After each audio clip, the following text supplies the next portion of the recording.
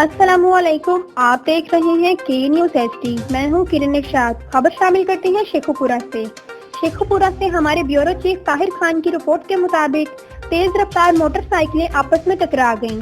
ڈیرہ بھیڑ والا نس مانگا ڈوگرا پھاٹک سفتر آباد روڈ پر تیز رفتار موٹر سائیکلیں آپس میں ٹکرا گئیں۔ حادثے میں 7 افراد زخمی ہو گئے۔